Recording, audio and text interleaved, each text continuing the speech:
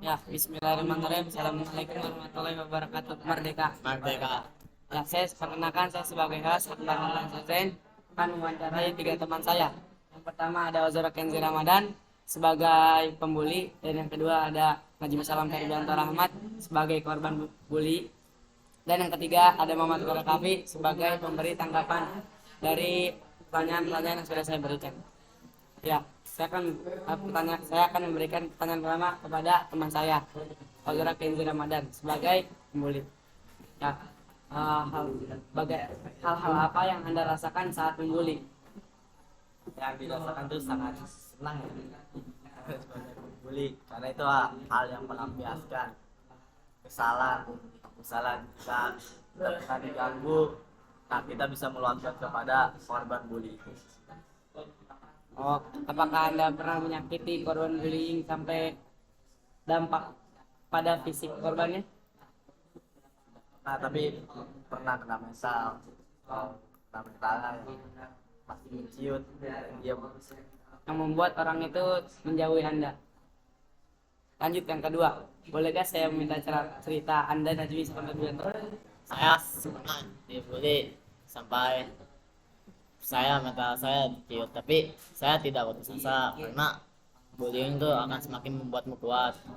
Jadi kena mental tuh wajar aja kalau lagi ada orang yang dibully.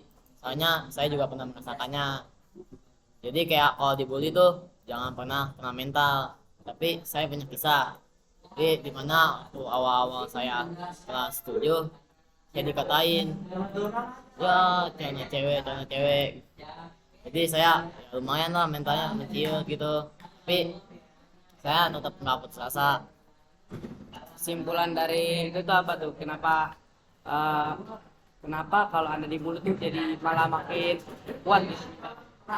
Apakah ada pepatahnya? Ada, tapi pepatahnya lupa namanya, kalau nggak salah Rich, N-nya lupa. Jadi dia mengatakan dimana kamu semakin hampir mati, kamu akan semakin kuat. Itu pepatahnya. Terima kasih kepada Najmi. Kita lanjut pertanyaan ketiga untuk Muhammad Farah Kafi. Tanggapan apa yang Anda dapat dari hasil pertanyaan-pertanyaan yang saya berikan kepada kedua teman saya? Jadi kesimpulan dari kedua ini adalah suatu pembelajaran itu adalah perundungan, penghinaan atau merendahkan suatu kelompok atau individu ya, dari kelompok yang paling kuat atau kelompok yang paling lemah. Dan kita sebagai siswa atau pelajar, kita harus bisa merangkul dari berbagai sudut dan juga dari berbagai setiap siswa yang memiliki, contohnya siswa ini memiliki ras dari Jawa, ini dari Sunda. Nah, kita tuh harus bisa merangkul berdua ini supaya tetap damai. Jadi kita harus menjaga sosial kita dalam hubungan global. Pertanyaan lagi, kira-kira bagaimana cara menghilangkan kebiasaan membuli orang menurut Anda? Kita harus memiliki empati yang tinggi, karena dengan empati yang tinggi ini kita bisa mengetahui perasaan orang lain, dan juga kita harus dengan terbuka untuk mendengarkan masalah-masalah dari orang tersebut. Jika Anda menjadi jika Anda melihat korban yang bully, apa yang akan Anda lakukan terhadap korban tersebut? Saya kemungkinan akan memisahkan kedua orang tersebut dan menginginkan satu sama lain untuk merangkul dari si korban dan si pelaku tersebut.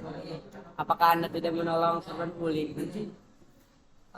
Kemudian saya akan menolongnya karena dia tidak memiliki suatu fisik yang begini daripada yang pelaku. Karena jenis pembulian itu ada 4, yaitu pembulian secara sosial, pembulian secara fisik, pembulian secara verbal, dan juga cyberbullying. Terima kasih tanggapan yang diberikan Muhammad Farah Kafi. Ya, sekian podcast kita kali ini. Alhamdulillahirobbilalamin. Assalamualaikum warahmatullahi wabarakatuh. Merdeka.